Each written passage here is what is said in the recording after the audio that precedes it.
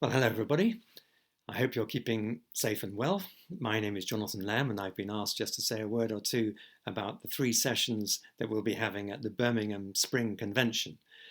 This is going to be held April 27 to 29 and I do hope you'll be able to be part of that. Sadly, we can't meet in person, but we can meet online and we're going to enjoy 3 days, 3 evening events looking at songs for today's world, the wisdom and encouragement of 3 particular psalms.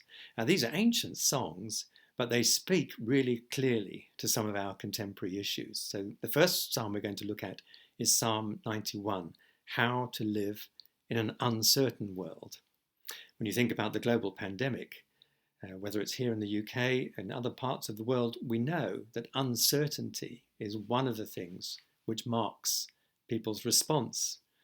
There is also the consequent anxiety as people wonder what is happening in the world to their own lives. What will the future hold?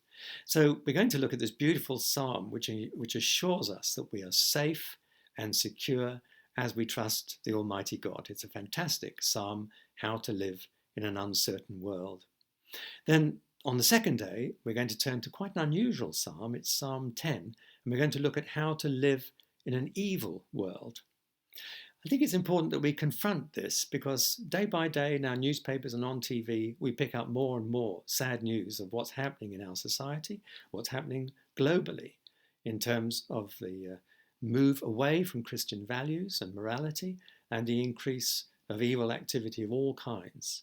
It makes us sometimes wonder, why isn't God doing something? And that's how the psalmist responds. Is God silent to the appeal of people who are suffering from the hands of wicked people? So the psalm reminds us the importance of lament, acknowledging what's happening, but also reminds us that God is not asleep. He does understand what is happening. He can intervene. He does intervene. And finally, we know what the outcome of the wicked will be and what God's victory will mean. So that's a really significant psalm and helps us how to live in an evil world.